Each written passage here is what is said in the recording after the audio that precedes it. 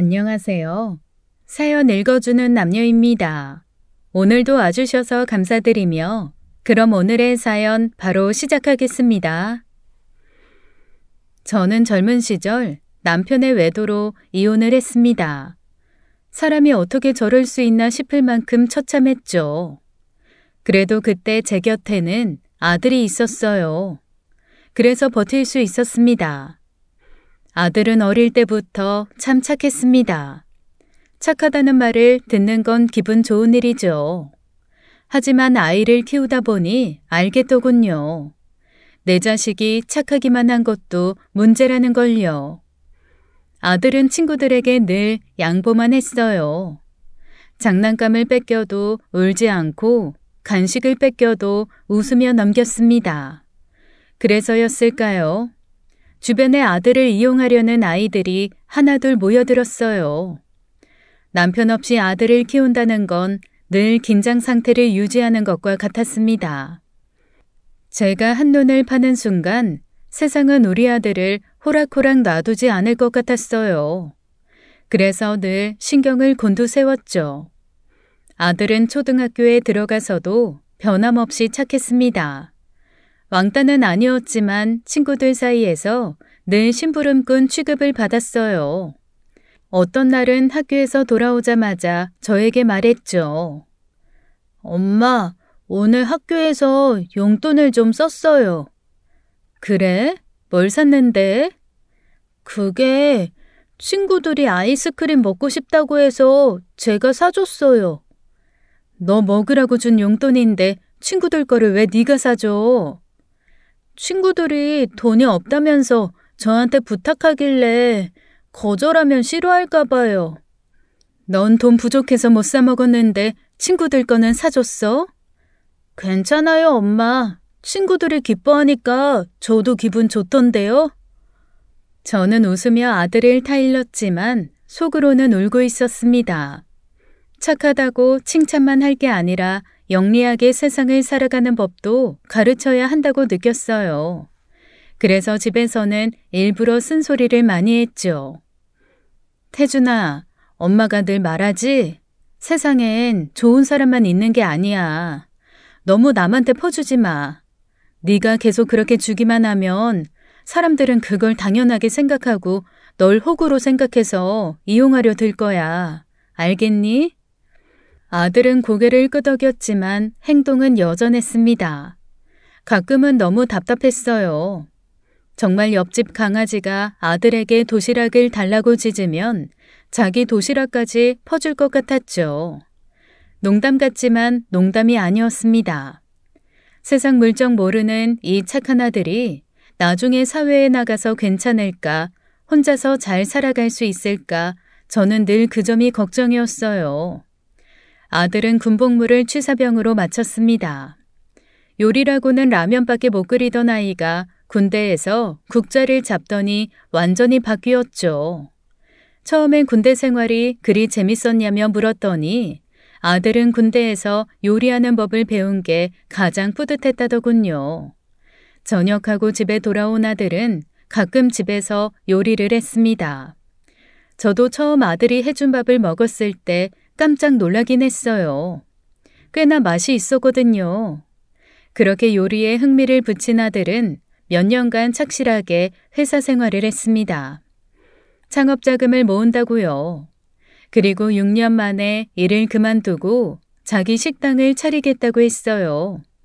처음엔 말렸죠. 태준아, 회사 그만두고 식당을 하겠다니 지금 무슨 소리라는 거야? 엄마, 내가 오래 고민하고 내린 결정이에요. 꼭 하고 싶어요. 너도 알잖니. 식당이라는 게 말처럼 쉬운 게 아니야. 지금 회사에서 월급 잘 받고 안정적인데 왜 굳이 힘든 길을 가려고 해? 알아요, 엄마. 하지만 회사에 있을 땐 늘 내가 아닌 것 같았어요. 이젠 정말 좋아하는 일을 해보고 싶어요. 네가 하고 싶은 일을 하는 건 좋지만 엄마는 네가 힘들어질까 봐 걱정돼서 그래. 걱정하지 마세요, 엄마. 제가 꼭 성공해서 엄마 기쁘게 해드릴게요. 하지만 아들은 처음으로 고집을 부리더군요. 작은 가게를 얻고 메뉴를 구성하고 간판을 달고 모든 걸 혼자 해냈습니다. 처음엔 손님이 없어 불안했지만 이상하게도 아들 음식은 한번 먹은 사람들이 꼭 다시 왔어요. 요즘 사람들 입맛이 까다롭잖아요. 근데도 아들 식당은 입소문을 타더군요. 제가 걱정한 것과 다르게 아들은 식당 운영을 잘했습니다. 그러던 어느 날 아들이 여자를 만나기 시작했어요. 적어도 제 기억으로는 처음 하는 연애였죠. 아들 식당 옆 건물에서 요가 강사로 일하는 여자라고 했습니다. 저는 처음에 그 말을 듣고 괜히 긴장했어요. 그리고 아들 여자친구를 처음 만나서 인사하는 날, 그 걱정이 무색할 만큼 아들 여자친구는 밝고 예의 바른 사람이었습니다. 제게도 살갑게 인사를 하고 첫눈에 호감이 가더군요. 둘은 자연스럽게 결혼 이야기를 꺼냈고 저는 흔쾌히 허락했습니다. 며느리는 결혼 후에도 변함이 없었어요.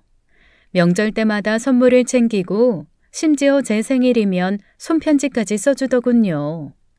그 모습이 어찌나 귀여웠는지 몰라요. 괜히 기분이 좋아져서 동네방네 자랑을 했었죠. 하지만 이 소소한 행복은 오래가지 않았습니다. 결혼 후 식당을 잘 꾸려가던 아들이 어느 날 커다란 결심을 했어요. 기존보다 큰 가게로 확장하겠다는 거였죠. 엄마, 저 가게를 좀 더 큰 곳으로 옮기려고요. 장사도 잘 되고 손님도 많아졌거든요.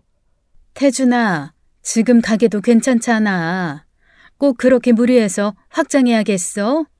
너무 서두르는 것 같아서 엄마는 걱정된다.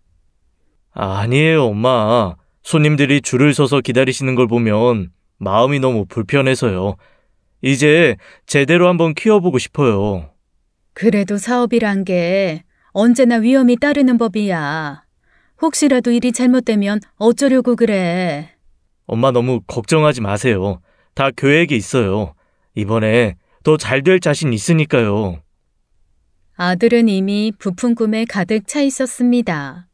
대출을 받고 인테리어 업체와 계약하고 주방 기기들을 새로 들이고 제가 걱정을 늘어놔도 늘 아들은 확신에 찬 얼굴로 말했어요. 엄마, 나 진짜 자신 있어요.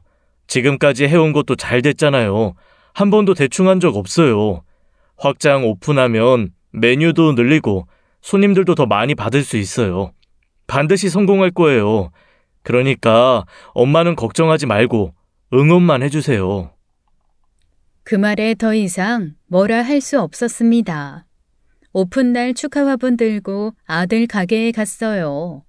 점심시간이 되니 줄이 길게 늘어서더라고요. 손님이 끊이질 않자 아들은 주방에서 고개도 못 들고 바쁘게 움직였죠. 그렇게 한동안은 순조로웠습니다. 확장을 잘했다는 생각이 들 정도였어요. 아들도 밝아 보였고 며느리 얼굴에도 여유가 보였죠. 하지만 모든 일이 그렇듯 좋은 시절은 길지 않았습니다. 가게를 확장하고 2달쯤 되었을 무렵이었어요. 아들 가게에서 화재가 발생했습니다. 진화는 되었지만 아들 가게는 전소되었어요. 그야말로 잿더미가 되어 있었습니다. 아들은 식당 앞에 주저앉아 타버린 간판을 멍하니 바라보고 있었어요. 정말 그 눈빛이 잊히지 않을 정도로 허망해 보였죠. 제가 다가가도 말을 걸지도 못했습니다. 제가 한 번도 보지 못한 눈빛이었어요. 아들 가게는 화재보험은 들어있었지만 전부 보상받을 수는 없었습니다. 신규 장비며 고급 인테리어며 남은 빚이 억 단위로 남았어요. 가장 큰 문제는 그 가게를 차리기 위해 아들이 집을 담보로 대출을 받은 상태였다는 겁니다. 결국 아들과 며느리는 그 집을 팔 수밖에 없었죠. 그리고 아들 부부는 제 집으로 살게 되었어요. 당장 생활비며 남은 대출금 이자를 갚기 위해 아들은 일용직으로 일하다가 택배 일을 시작했습니다. 새벽마다 무거운 상자를 옮기며 얼굴이 점점 말라갔죠. 그래도 불평 한마디 없이 묵묵히 움직였습니다. 며느리도 일을 시작했어요. 주방 보조로 식당에 취직했다고 했죠.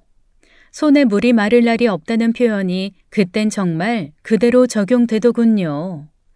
저는 아들 부부 식사며 빨래며 생활을 챙기며 어떻게든 둘을 위로해주고 싶었습니다. 아직 젊으니 괜찮아질 거야 라는 말을 입에 달고 살았어요. 그러던 어느 날부터 아들과 며느리의 분위기가 심상치 않아졌습니다. 둘은 매일 밤 싸우는 듯 했어요. 처음엔 자기들 방에서 속삭이듯 다투더니 나중엔 큰 소리가 오갔죠. 그 이후 며느리는 점점 차가워졌습니다. 전에는 어머니 하며 웃던 얼굴이 이제는 저를 봐도 인사도 없이 지나쳤어요. 가끔은 저를 스치며 일부러 한숨도 쉬었죠. 식탁에 앉아도 밥 한 그릇을 원망으로 먹는 듯 했습니다. 저는 그냥 그러려니 했어요. 사람이 너무 힘들면 날카로워질 수 있는 거잖아요. 그러다 어느 날 며느리가 제게 말했습니다. 어머님, 솔직히 이렇게 된 마당에 이제 어머님께서 집이라도 좀 파셔야 하는 거 아니에요? 뭐라고? 집을 팔라니? 지금 네가 무슨 말을 하는 거니? 아니, 아들 내외가 이렇게 힘들게 사는데 어머님께서 집 한 채 갖고 계시면 뭐 하시겠어요? 가족이 어려우면 도와주셔야죠. 얘야, 이 집이 어떤 집인지 너도 잘 알잖니. 그리고 집을 팔고 나면 앞으로 우리는 어디서 살아? 그건 모르겠고요. 당장 어머님 아들이 먹고 살기 힘들다잖아요. 이럴 때 어머님도 좀 도와주셔야죠. 그 말을 듣는 순간 제 머리에 번개가 튀는 느낌이었습니다. 결혼할 땐 눈물 글썽이며 어머니 집이 제 친정집 같아요 하더니 이제는 그 집을 팔라는 말을 당연히 하더군요. 그날 밤 저는 뜬 눈으로 밤을 지샜습니다. 며느리의 말투는 시간이 지날수록 점점 더 노골적이 되었어요. 심지어 어느 날은 제게 이런 말까지 했죠. 어머니, 솔직히 제가 이 집에서 남편이랑 매일같이 싸우고 힘들어하는 걸 보시는 게 즐거우세요? 남들처럼 돈 좀 있으시면 시원하게 좀 내놓으시라고요. 어차피 그 돈 다 쓰지도 못하고 죽을 때 무덤에 같이 넣고 가실 것도 아니잖아요. 지금 뭐라고 한 거니? 너 입에서 나온 그 말이 진심이니? 네, 진심이에요. 어머니가 그렇게 쥐고 계셔봤자 뭐 하겠어요. 그냥 저희한테 돈 주시고 마음 편히 사시는 게 낫잖아요. 나중에 늙어서 저희가 잘 모실게요. 그래, 참 너 똑똑하구나. 그 좋은 머리로 돈 달라 소리만 하지 말고 직접 펄 생각은 왜 못하니? 인생 그렇게 살면 안 된다고 너한테 말해줘봐야 쇠귀에 경일 끼겠지만 적어도 내 집에서 밥 얻어먹고 사는 동안엔 너도 예의라는 걸 좀 배워라. 참, 그래서 제가 아들이랑 고생하는 동안 어머님은 편하게 집에서 주무시고 계셨어요? 말씀 좀 곱게 하세요. 제가 어머님한테 뭐 잘못한 거 있어요? 얘야, 고생했다고 모두 다 너처럼 말을 막 하는 건 아니야. 나도 젊었을 땐 너처럼 힘든 일 겪어봤지만 적어도 남을 원망하거나 손 벌리면서 살진 않았어. 사람이라면 상황이 힘들수록 더 예의와 품위를 지켜야 하는 거야. 네가 나한테 했던 말과 행동이 정말 옳다고 생각하니? 너도 지금은 내 말을 무시할지 몰라도 언젠가는 꼭 이 순간을 떠올리며 부끄러워하게 될 거다. 그래도 저는 참고 말았습니다. 어쩌면 며느리도 벼랑 끝에 몰린 걸 수도 있잖아요. 그런 생각으로 또 참고 참았죠. 하지만 시간이 지날수록 며느리와 아들의 갈등 사이에서 저는 점점 지쳐갔습니다. 그러던 어느 날 아들이 지인의 식당 이야기를 꺼냈어요. 지인이 외국으로 이민을 가게 되었다며 가게를 싸게 팔게 되었다고요. 장사도 잘 되고 단골도 많다며 아들은 이것이 큰 기회라고 했어요. 하지만 문제는 뻔했죠. 아들에게 돈이 없었습니다.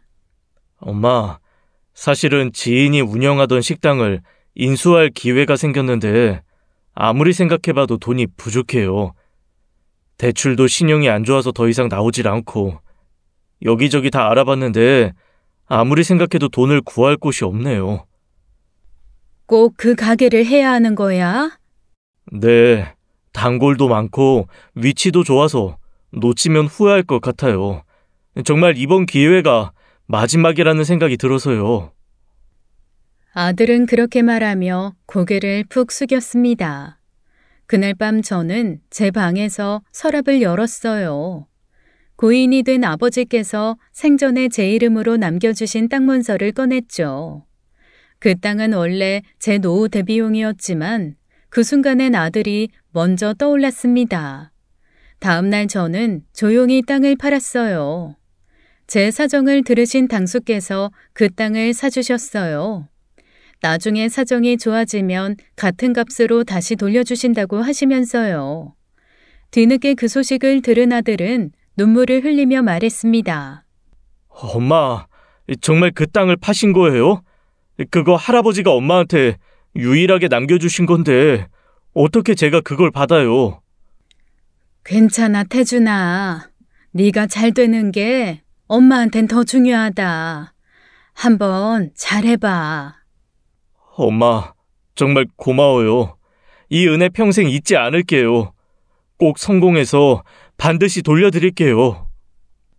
그래, 그럴 거라 믿어. 엄마는 네가 다시 잘 일어서는 모습만 보면 그걸로 충분해. 하지만 며느리의 반응은 정반대였습니다. 어머님, 도와주실 수 있는 방법이 있었네요. 그럼 진작 도와주셨으면 서로 힘들 일도 없고 좋았잖아요. 어차피 이렇게 도와주실 거 왜 여태까지 그렇게 뜸을 들이셨어요? 고맙다는 말은커녕 눈 하나 깜짝하지 않았습니다. 입은 웃고 있었지만 눈은 싸늘했어요.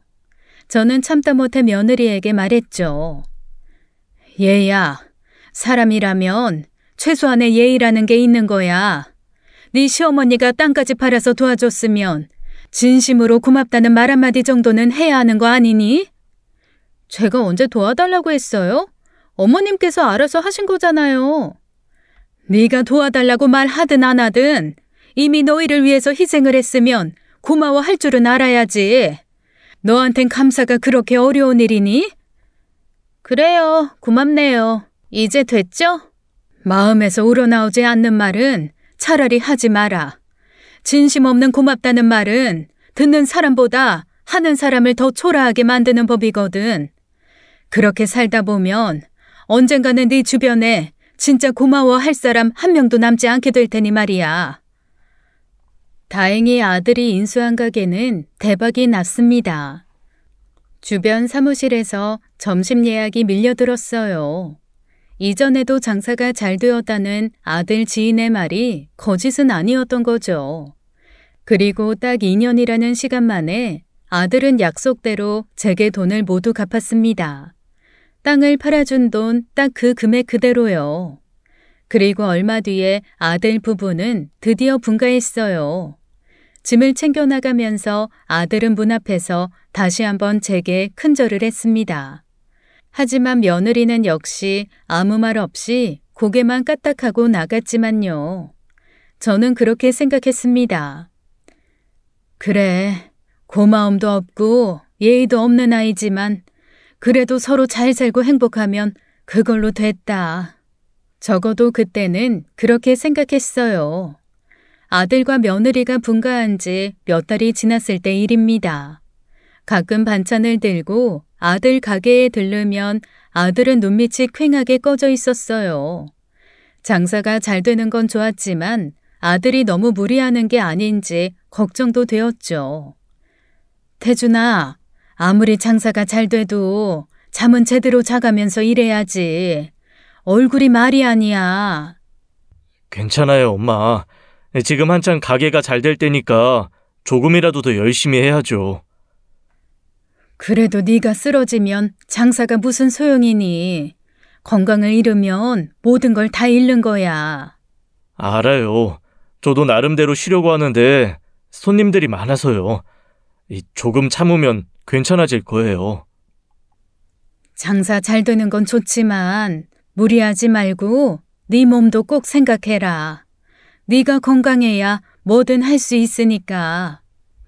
그 말처럼 가게는 잘 됐고 손님도 많았지만 문제는 정작 아들은 시체처럼 말라가는 듯 보였다는 점이었습니다. 반면 며느리는 달라졌어요.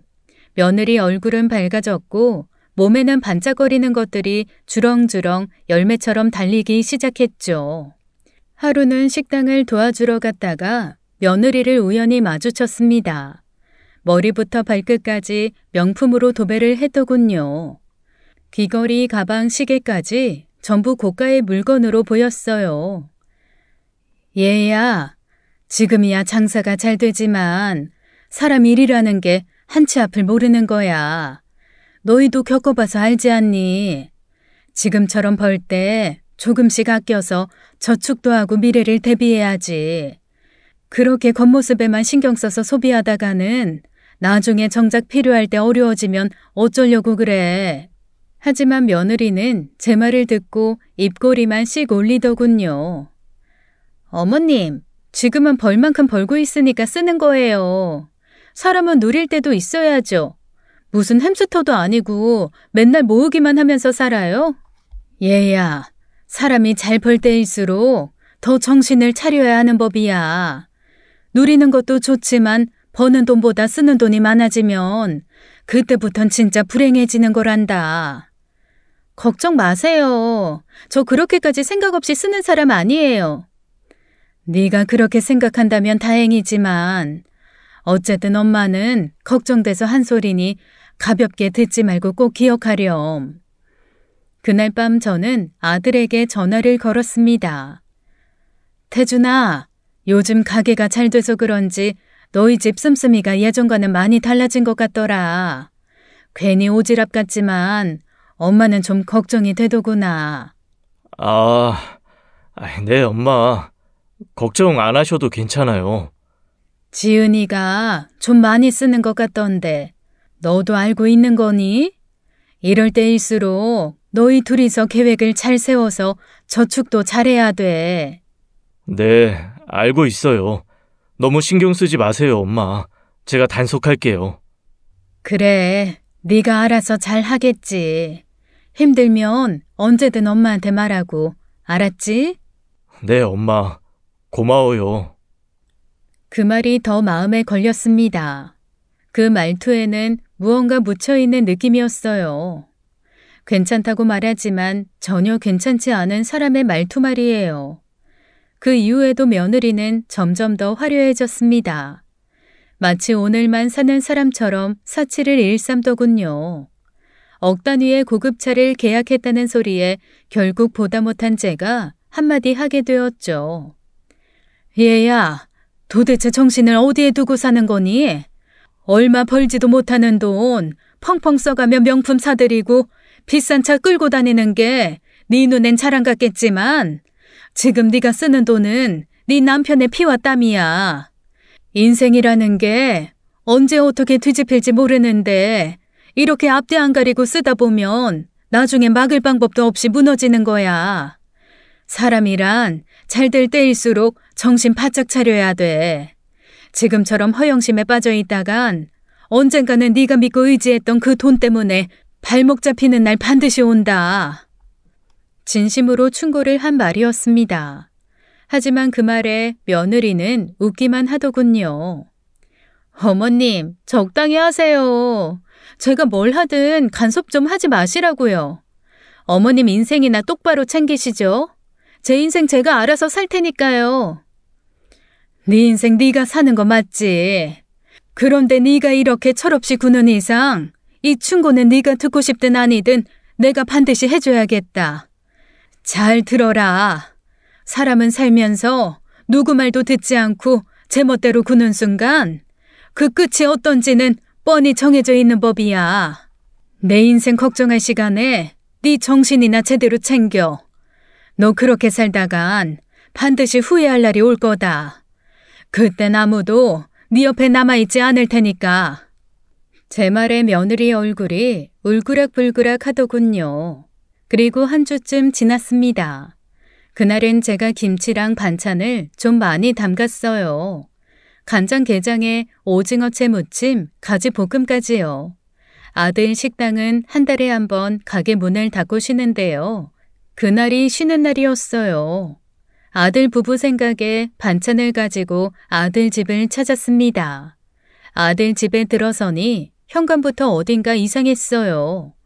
눈앞에 펼쳐진 풍경은 말 그대로 전쟁터였죠. 거실은 옷가지와 빨래들로 가득했고 싱크대에는 그릇이 쌓여 있었습니다. 식탁 위엔 반쯤 남은 컵라면이 그대로 말라붙어 있었고요. 저는 집 안으로 들어가며 아들을 불렀죠. 태준아, 집에 있니? 아들은 피곤한 얼굴로 얼굴을 긁적이며 방에서 나오더군요. 태준아, 집이 왜 이 모양이니? 무슨 일이 있어? 엄마, 죄송해요. 요즘 너무 바빠서 좀 정신이 없었어요. 바쁘다고 해도 이건 좀 심하지 않니? 지은이는 어딨어? 지금 집에 없는 거야? 그게 잠깐 외출했어요.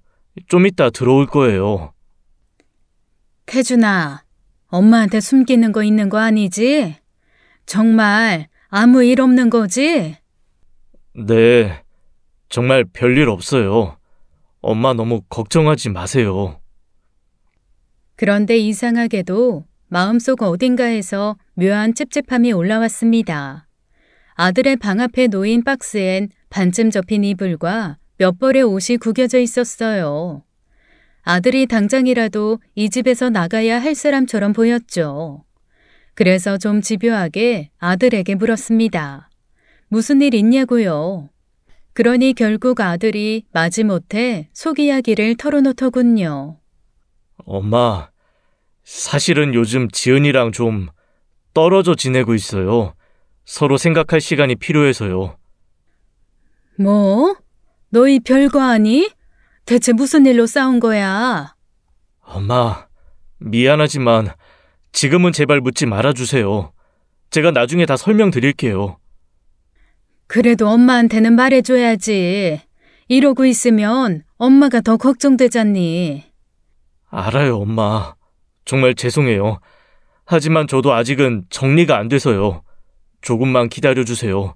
부탁드릴게요. 저는 아들 얼굴을 바라보다가 더 이상 아무 말도 하지 못했습니다. 대신 식탁을 정리하고 반찬들을 열며 말했어요. 밥은 먹었어?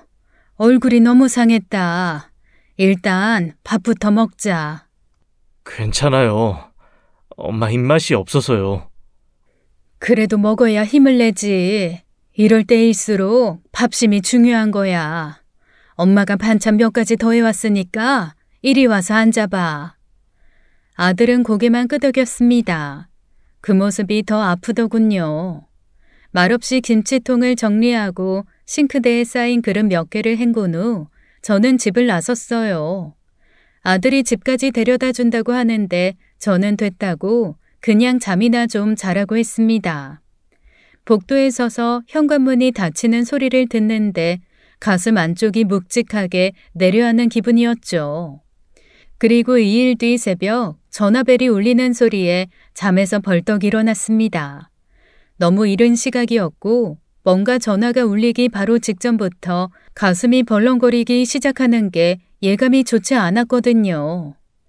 박태준 씨 보호자분 되시나요? 지금 빨리 병원으로 와주셔야겠습니다. 네? 무슨 일이죠? 우리 아들한테 무슨 일 생긴 건가요? 환자분께서 교통사고로 응급실에 실려오셨어요. 상태가 많이 좋지 않으니까 서둘러서 와주세요. 네? 지금 바로 갈게요. 제발 우리 아들 좀 잘 부탁드려요. 금방 갈 테니까 제발요.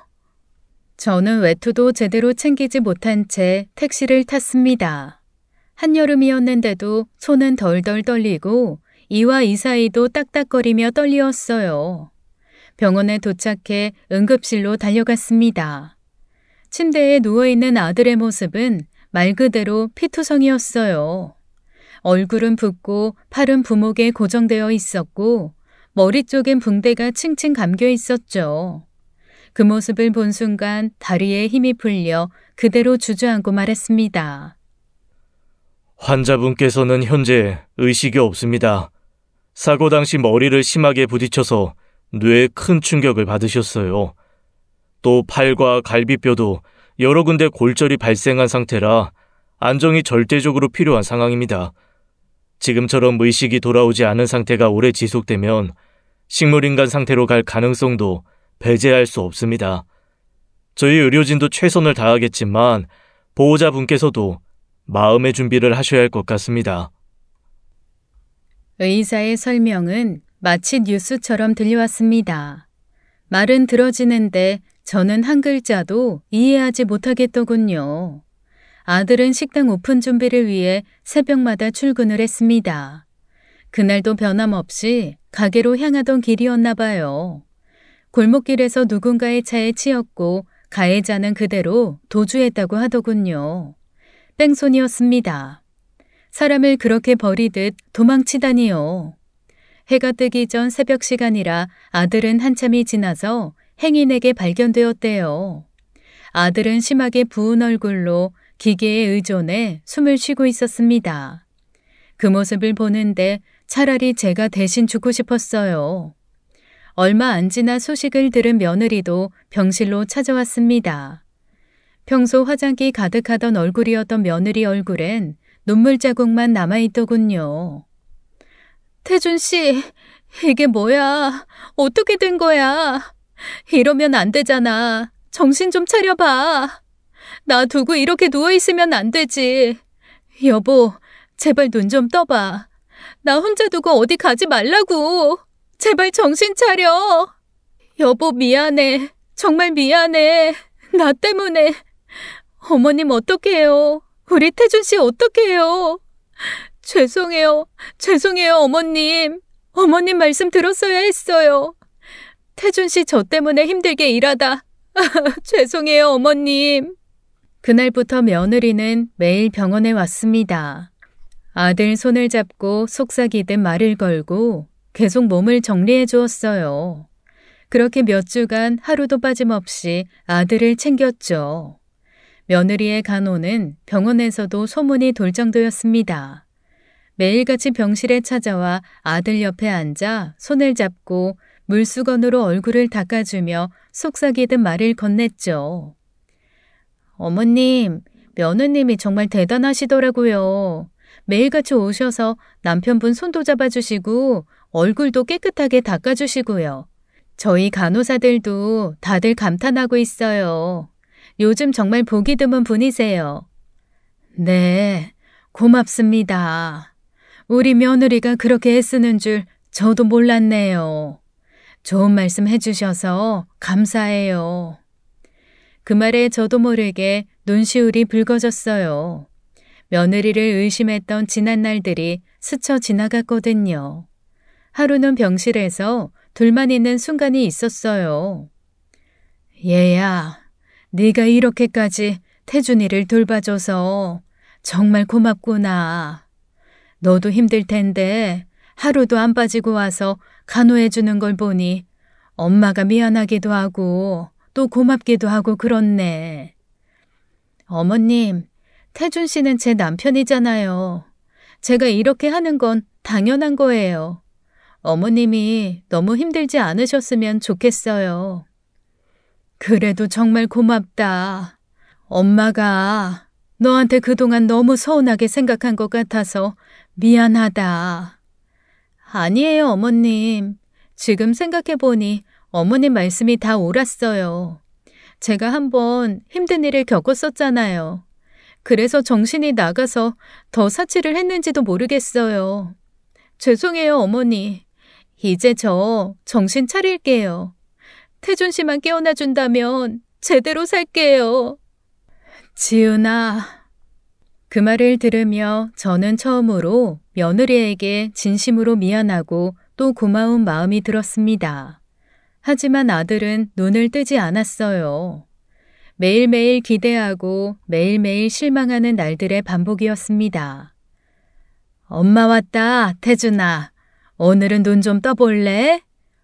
그 말을 아들에게 건네면서도 제 자신이 점점 지쳐가고 있음을 느꼈어요. 그러던 어느 날이었습니다. 간호사가 며느리가 없는 것을 확인하더니 저를 조심스럽게 불렀어요. 저를 사람 없는 복도로 이끌더군요. 간호사는 낮은 목소리로 말했습니다. 어머님, 죄송하지만 드릴 말씀이 있어서요. 제가 이런 말 해도 될지 모르겠지만 며느님 너무 믿지 마세요. 어머님 안 계실 때는 말투나 행동이 너무 달라지세요. 네? 그게 무슨 말이에요? 우리 며느리가요? 며느님이 혼자 병실에 계실 때 환자분께 빨리 좀 죽으라고 혼잣말 하시는 걸 제가 들었어요. 한두 번이 아니라서 너무 놀랐어요. 어머님도 조심하시라고 말씀드리는 거예요. 정말 그걸 직접 들으신 거예요? 혹시 잘못 들으신 거 아니에요? 저도 처음엔 제 귀를 의심했는데 분명히 여러 번 들었어요. 너무 섬뜩해서 고민하다가 어렵게 말씀드리는 거예요. 알겠어요. 말해줘서 정말 고마워요. 이 일은 저만 알고 있을게요. 그 순간 심장이 쿵 내려앉았습니다. 아무리 그래도 며느리가 그렇게까지 했을 리 없다는 생각이 들었어요. 머리로는 부정하려 했지만 가슴 한구석이 저릿하게 저항을 했죠. 저는 간호사에게 고맙다고 하고 돌아섰습니다. 발걸음이 이상할 정도로 무거웠어요. 그날 밤 병원 주차장에 앉아 텅 빈 하늘을 한참 쳐다봤습니다. 간호사의 말이 사실인지 확신할 수는 없었어요. 그래서 결심했습니다. 직접 확인해 보자고요. 다음 날 저는 조심스레 작은 녹음기를 하나 샀어요. 아주 작은 500원 동전 크기만한 기기였죠. 그리고 그 녹음기를 몰래 병실에 가져갔어요. 아들이 베개를 베고 누워있는 그 틈, 그 밑에 녹음기를 몰래 숨겼습니다. 그날도 며느리는 아들을 보러 병원에 왔어요. 녹음기를 몰래 베개 밑에 숨긴 저는 태연한 척하며 며느리를 바라봤습니다. 며느리는 평소처럼 아들의 손을 잡고 부드럽게 쓰다듬고 있었죠. 그 모습이 얼마나 가증스러웠는지 몰라요. 지은아, 오늘 엄마가 집에 일이 좀 있어서 일찍 들어가 봐야 할 것 같아. 태준이 부탁할게. 내일 다시 올게. 네, 어머님, 걱정 마세요. 제가 여기서 태준 씨 옆에 잘 있을 테니까 편히 들어가세요. 그래, 너만 믿을게. 네가 있어서 다행이다. 별 말씀을요. 어머님, 태준 씨는 제 남편인데 당연히 제가 돌봐야죠. 저는 병실을 나와서는 그렇게 병원 마당을 맴돌았습니다. 발걸음이 무거웠어요. 간호사가 오해를 한 게 아닐까, 내가 지금 이상한 의심을 하는 게 아닐까, 그런 생각으로 수십 번을 갈등했죠. 결국 저는 2시간쯤을 채우고 다시 병실로 들어갔습니다. 제가 병실 문을 열자마자 며느리는 깜짝 놀라며 급히 무언가를 정리하던 손을 내렸어요. 어머니, 왜 벌써 오셨어요? 지은아, 엄마가 다시 생각해보니까 말이야. 네가 밤새 간호하다가 탈이라도 나면 태준이가 오히려 더 걱정할 것 같아서 그래. 오늘은 그냥 집에 가서 좀 쉬렴. 엄마가 오늘은 밤새 여기 있을게. 저 괜찮아요, 어머님. 제가 태준 씨 옆에 더 있고 싶어서 그래요. 어머님 들어가세요. 어머님이야말로 그러다가 병나세요. 아니, 얘야, 엄마가 안 괜찮아서 그래. 네가 너무 무리하다가 여기서 쓰러지기라도 하면 그땐 엄마가 정말 태준이 얼굴도 못 본다. 미안해서. 그러니까 오늘은 엄마 말 듣고 집에 가서 쉬어. 어머님, 저 정말 괜찮다니까요. 저 여기 있을게요. 너 마음 엄마도 알아. 하지만 오늘 하루 정도는 엄마가 있으니 걱정 마. 네가 자꾸 무리하면 나중엔 정말 큰일 나. 오늘은 엄마 말 좀 듣자, 응? 그렇게 저는 며느리를 억지로 설득해 집으로 보냈습니다. 병실 문이 닫히고 저는 급히 아들 침대로 다가갔어요. 다행히 녹음기는 제가 넣어둔 그 자리에 있었죠. 이게 뭐라고 식은땀이 다 나더군요. 저는 침대 옆 의자에 털썩 주저앉았습니다. 그리고 심호흡을 크게 했어요. 긴장된 제 마음을 아는지 병실 형광등도 갑자기 깜빡깜빡 하더군요. 저는 손에 쥔 녹음기를 꺼내 숨을 고르며 재생 버튼을 눌렀습니다. 아무 일도 없길 바라면서도 한편으로는 모든 게 드러나길 바라고 있었어요. 처음 몇 분은 평범했습니다. TV 소리, 기계음, 며느리의 조용한 발걸음, 그리고 드디어 며느리의 목소리가 흘러나왔어요. 도대체 언제까지 이러고 누워만 있을 거야. 태준아, 너 이제 그만 가도 되잖아. 세상에 미련 많니? 이렇게 누워있다고 뭐 달라질 것 같아? 너 하나 때문에 몇 명을 이렇게 힘들게 할 거야? 이제 진짜 그만 좀 하고 편하게 되지시라고요. 어차피 깨어나지도 못할 거면서 왜 이렇게 질질 끌어? 제발 이제 그냥 좀 죽어라. 그 순간 제 심장이 쿵하고 내려앉았습니다. 간호사 말이 사실이었어요. 며느리는 단순한 병간호 스트레스를 토로하는 게 아니라 정확히 아들의 죽음을 바라는 말투였습니다. 한 단어, 한 음절이 다 가시가 되어 저를 찔렀어요. 하지만 며느리는 곧이어 더 기이한 말을 하기 시작했습니다. 아, 진짜 짜증나. 이게 왜 자꾸 안 되는 거야? 또 틀렸잖아. 진짜 시간 없는데 왜 이렇게 말을 안 들어? 아, 돌아버리겠네 정말. 며느리가 대체 무슨 짓을 하는지 짜증을 있는 대로 다 내더군요. 하지만 저는 소리만 들을 수밖에 없으니 무슨 일인지 알 도리가 없었죠. 그리고 잠시 정적이 흐르더니 어딘가 급히 움직이는 듯한 소리가 났습니다. 그리고 철퍽하는 무거운 낙하음이 들렸어요. 그리고 이어 익숙한 제 목소리가 흘러나왔습니다. 얘야, 엄마가 다시 생각해보니까 말이야. 네가 밤새 간호하다가 탈이라도 나면 태준이가 너 걱정할 것 같아서 왔어. 제가 병실에 다시 돌아온 부분이 녹음된 거였어요. 저는 녹음기를 다시 처음으로 돌려 또 들었습니다. 몇 번이고 듣고 또 들었어요. 그리고 저는 그제야 확신을 가졌습니다. 며느리가 뭔가 있구나. 내가 없을 때 며느리가 분명 뭘 하려고 했던 거야. 그때 제 눈에 밟히는 게 있었어요. 아들 병실 침대 밑에 살짝 튀어나온 작은 검은 물체를요.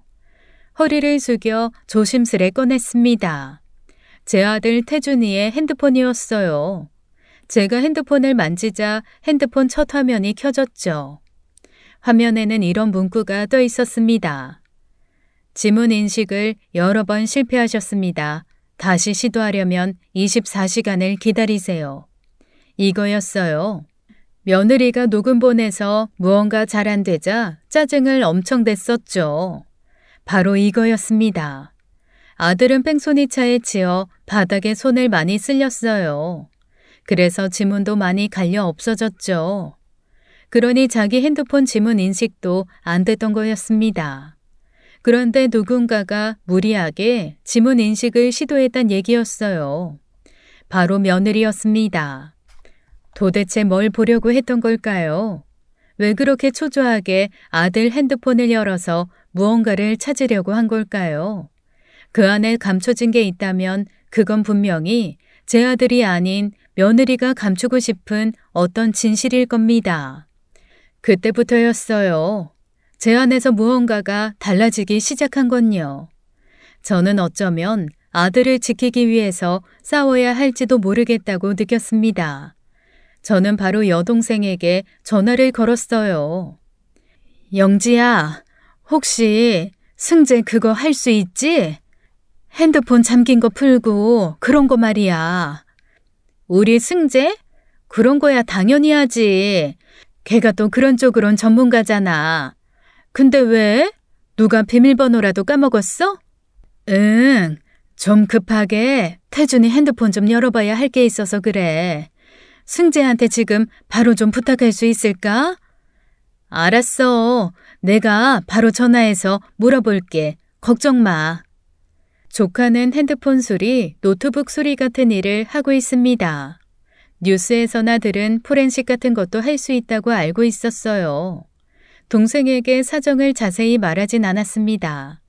그저 급하게 열어봐야 할 게 있다고만 했어요. 바로 조카 승재가 병원 근처로 달려왔어요. 조용한 카페에 앉아 아들 태준이의 폰을 꺼내 보이며 말했습니다. 승재야, 이거 열어줄 수 있어? 이거 태준이 핸드폰이에요? 지문 인식 안 되고 비밀번호도 모르시는 거죠? 응, 맞아. 지금 급하게 봐야 할 게 있어서 그래. 화면 잠금만 어떻게 좀 풀어줄 수 있겠니? 안에 있는 자료를 꼭 확인해 봐야 해서 그래. 사실 이게 본인 핸드폰이 아니면 하면 안 되는 건데 제가 태준이 사정을 아니까요. 알겠어요, 이모. 잠깐만 기다려보세요. 제가 금방 열어드릴게요. 그 말에 저는 숨을 삼켰습니다. 그렇게 해서 저는 아들 폰안을 들여다볼 수 있었어요. 사진첩, 메신저, 메모장, 심지어 녹음 앱까지. 어디부터 봐야 할지 몰랐지만 먼저 가장 많이 쓰는 카카오톡을 열었습니다. 채팅 목록 제일 위에 지은이 하트라는 대화창이 떠 있었어요. 그건 며느리의 이름이었어요. 대화창 안에 들어가 보자 아들 사고 직전 상당히 거친 말들이 오고 가고 있더군요. 당신이 벌이가 이 모양이니 내가 쓰는 돈이 부담되겠지. 숨막히게 이래라 저래라 하지 좀 마.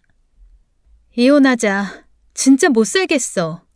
대신 재산 분할 다 나한테 넘겨. 내가 그동안 고생한 벌이야. 내가 누구랑 어디를 가든 당신이 뭔 상관인데? 스토커니? 상관 좀 하지 마. 소름 끼치게. 그 메시지들을 읽으며 저도 모르게 이를 악물었습니다. 이건 단순한 부부싸움이 아니었어요. 며느리는 바람을 피우고 있었던 겁니다. 저는 손끝이 차가워지는 걸 느꼈어요. 사진첩을 열어보니 더는 말이 나오지 않았습니다. 며느리가 상간남과 함께 호텔을 드나들던 사진들이 있었죠. 아들은 사람을 써서 며느리의 외도를 밝히고 있었던 것이었습니다. 외도의 증거가 너무 많아 아예 증거 더미에 파묻히는 기분이었어요. 그런데 더 충격적인 것은 아들 핸드폰에 온 문자들이었습니다. 며느리가 아들 컴퓨터로 아들 은행 인터넷 뱅킹에 접근을 하는 듯 했어요. 실패를 했는지 은행에서 경고 문자가 엄청 와 있더군요. 그제야 며느리의 진짜 목적을 알았습니다. 며느리는 아들이 의식을 못 찾고 있는 동안 아들 돈을 들고 도망갈 생각이었던 거였어요. 그래서 아들 핸드폰을 열어보려고 한 겁니다. 핸드폰에 은행 어플이 있으니까요. 아들 지문만 있으면 얼마든지 자기 계좌로 송금이 가능했겠죠. 하지만 그 방법이 막히자 이제는 아들 컴퓨터를 이용해서 인터넷 뱅킹에 접근을 한 거였습니다. 저 태어나서 그렇게 분노한 적은 처음이었어요. 어떻게 해서든 제 모든 걸 걸고 며느리를 박살내버리고 싶었죠. 다음 날 며느리는 또다시 병실에 나타났습니다. 아들 옆에서 조용히 손을 잡고 앉아있는 모습은 겉으로만 보면 여전히 지극정성 그 자체였죠.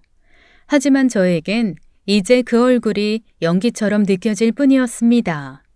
며느리가 다시 병원을 찾은 이유는 뻔했어요. 어제 저 때문에 회수하지 못한 아들 핸드폰을 찾으려고 온 거겠죠. 저는 조용히 병실 문을 닫고 들어가 며느리 옆에 섰습니다.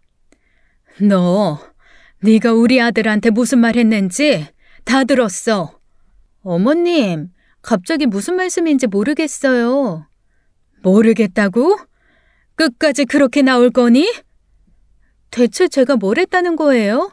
오해가 있는 거 아니세요? 오해? 네가 했던 그 끔찍한 말들을 들었는데 오해라고?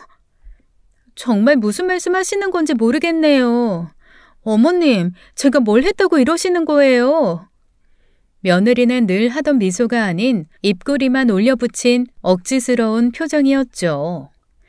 네가 내 아들한테 죽으라고 했잖아. 어쩜 그런 끔찍한 말을 아무렇지 않게 할 수 있니? 네? 제가요? 그럴 리가 없어요. 그런 말 한 적 없어요, 어머님. 누구한테 그런 소리 들으셨는데요? 누가 저를 모함했는데요? 뻔뻔한 게 얼굴색 하나 안 바꾸고 거짓말을 하네. 거짓말 하지 마. 모함? 내가 다 들었다. 녹음까지 다 돼 있으니까 거짓말 연기 착착해라. 녹음이요? 무슨 녹음을? 저는 핸드백에서 아들 핸드폰을 꺼내 보였습니다. 그리고 그걸 냅다 며느리 면상에 던져버렸죠.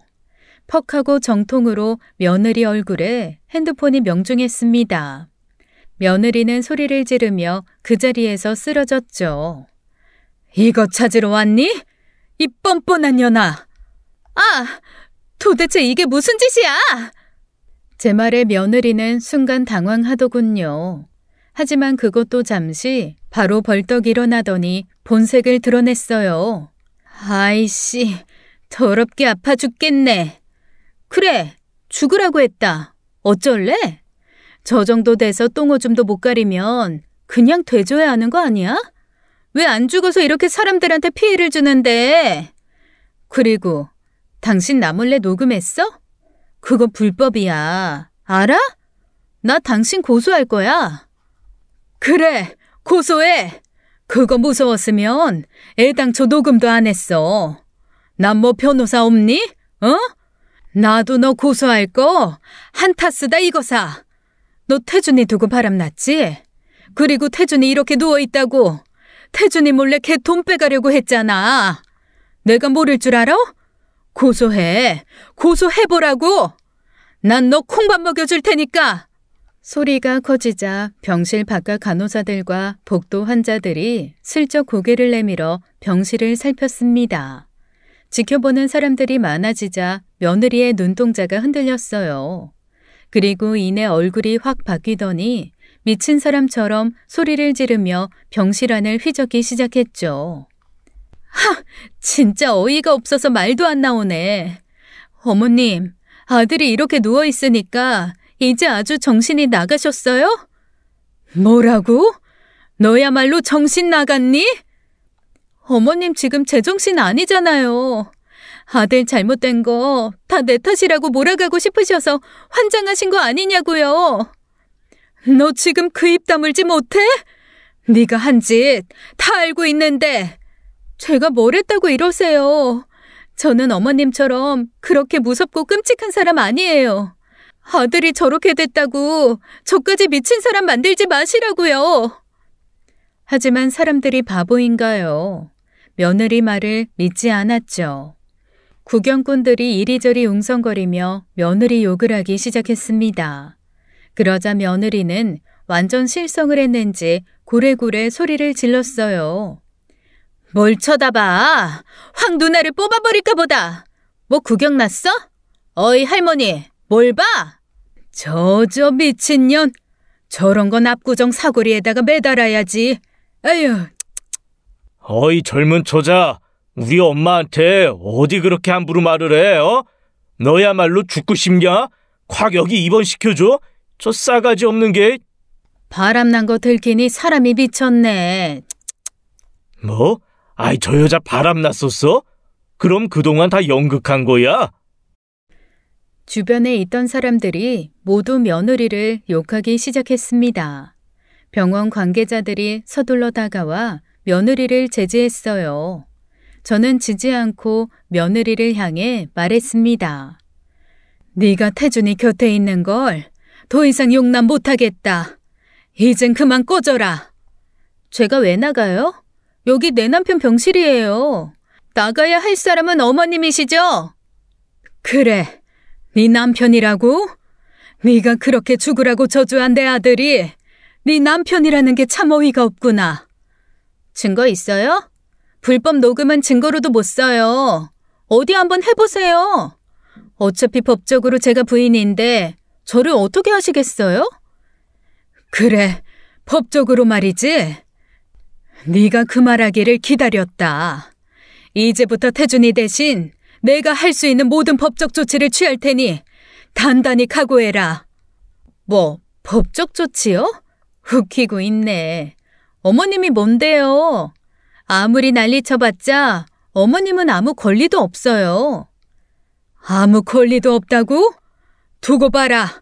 네가 뺏으려 했던 내 아들 재산, 네가 쓴 모든 돈, 한 푼도 남김없이 다시 받아낼 거다. 기대해. 어머님, 제발 그만 좀 하세요. 그렇게 해봤자 얻는 거 아무것도 없을 텐데 왜 자꾸 일을 크게 만드세요? 크게 만들어? 네가 먼저 시작한 전쟁이야. 법정에서 네 진짜 얼굴 만천하에 다 드러나게 해주마. 이제부터 내가 할 수 있는 모든 걸 동원해서 너 끝장낼 거니까 그렇게 알아. 그래요. 어디 한번 해보세요. 누가 이기나 끝까지 가보자고요. 그 말에 며느리는 씩씩거리며 욕을 내뱉고 병실문을 쾅 닫고 나갔습니다. 병원 복도를 지나며 몇 번이고 욕을 하고 소리를 지르더군요. 병실에서 며느리를 쫓아낸 다음 날 저는 바로 변호사 사무실로 향했습니다. 들고 간 서류 가방 안엔 며느리가 했던 모든 말, 모든 행동의 증거들이 들어있었어요. 녹음 파일, 통장 내역, 카드 사용 기록, 문자 캡처, 그리고 며느리가 아들 인터넷 뱅킹에 접근한 기록까지요. 한 장 한 장 꺼내며 설명하는데 손이 떨렸습니다. 변호사는 조용히 서류를 넘겨보며 말했어요. 이 정도면 충분하다고요. 태준이의 성년 후견인부터 신청하자고 했습니다. 저는 그 자리에서 바로 도장을 찍었어요. 사인 한 번에 눈물이 또 핑 돌았지만 저는 눈물을 삼켰습니다. 지금은 감정이 아니라 행동이 필요한 때였으니까요. 법원에서 저를 아들 태준이의 후견인으로 인정해 주었습니다. 그 순간부터 저는 태준이 대신 모든 법적 결정을 할 수 있는 사람이 되었죠. 바로 다음 단계로 넘어갔어요. 며느리를 상대로 이혼 소송을 제기하고 동시에 부당이득 반환 청구도 함께 넣었습니다. 소장은 깔끔하게 정리되었어요. 며느리의 외도 사실, 아들이 병상에 있는 동안 며느리가 태준이의 돈으로 사치한 내역, 그리고 태준이 몰래 폰을 열어보려고 했던 정황까지 빠짐없이 담았고 증거로 모두 뒷받침했습니다. 며느리는 처음엔 코웃음을 쳤다고 해요. 소송이 장난인 줄 알았겠죠. 하지만 법원에서 송달장을 받고 난 후 자기 변호사를 선임하며 부랴부랴 대응하기 시작했습니다. 하지만 늦었죠. 이미 판은 저에게 기울어 있었어요. 몇 차례 공판이 이어졌고 판사는 최종적으로 태준이와의 이혼을 인정했습니다. 며느리는 위자료와 부당이득 반환금까지 지급하라는 판결을 받았어요. 며느리는 완전히 망해버린 거죠. 재판이 끝난 날 저는 법정 복도에 서서 오래 참아왔던 숨을 길게 내쉬었습니다. 손끝까지 떨리던 분노가 그제야 조용히 가라앉는 느낌이 들었어요. 며느리는 그 후에도 몇 차례 저를 찾아왔습니다. 병원 앞에서 고래고래 소리를 지르고 욕을 퍼붓고 손가락질도 했습니다. 저는 그 아이가 달려드는 걸 가만히 지켜보다가 단 한 번 머리채를 낚아채 바닥에 내팽개쳤어요. 조용한 병원 앞이 순식간에 난장판이 되었죠. 하지만 저는 주저하지 않았습니다. 그 아이에게 마지막으로 보여줄 수 있는 건 그 정도였어요. 며느리는 그날 이후로 나타나지 않았습니다. 그리고 그로부터 3달 후 태준이가 깨어났습니다. 오전 회진이 끝나고 병실로 들어갔을 때 태준이가 천천히 눈을 떴어요. 처음엔 멍한 눈빛이었지만 제 얼굴을 바라보며 입꼬리를 살짝 올렸죠. 그 미소를 보는 순간 그동안의 힘든 시간이 전부 지나간 것 같았어요. 저는 태준이 손을 꼭 붙잡고 한참을 울었습니다. 아직은 제 행동을 모두 이해를 못하는 태준이 앞에서 말도 제대로 못하고 그냥 고개만 끄덕였죠. 태준이는 이후 빠르게 회복해 갔습니다. 몸은 예전 같지 않았지만 마음은 훨씬 단단해졌어요. 기억은 부분적으로 돌아왔고 며느리와 있었던 일은 희미하다고 했습니다. 저는 그동안의 일을 태준이에게 설명했고 아들은 눈물을 흘렸어요. 몇 달 뒤 태준이는 다시 가게로 돌아갔습니다. 예전처럼 하루 종일 주방에 서 있는 건 힘들어했지만 손님들과 인사를 나누고 조리 보조에게 방향을 알려주는 모습은 꽤 그럴듯한 사장님 같았어요. 가게 벽 한켠에는 손님이 써준 메모 하나가 붙어 있었습니다. 돌아와줘서 고마워요, 태준 사장님. 기다렸어요. 그 글귀를 보고 저는 또 한 번 눈물이 핑 돌았습니다. 시간은 흘렀고 아들은 다시 바쁘게 가게를 꾸려나가고 있어요. 저는 종종 김치와 장조림을 만들어 가게로 갖다 줍니다. 누군가 묻더군요. 그 시간들이 모두 괴롭지 않았냐고요. 네, 괴로웠습니다. 하지만 저는 그 시간들을 지나 지금 이 자리에 무사히 서 있어요. 그리고 말할 수 있습니다. 저는 끝까지 제 아들의 편이었다고요. 지금까지 사연 읽어주는 남녀였습니다. 끝까지 시청해주신 여러분 감사드리며 저희는 다음 사연으로 돌아올게요. 감사합니다.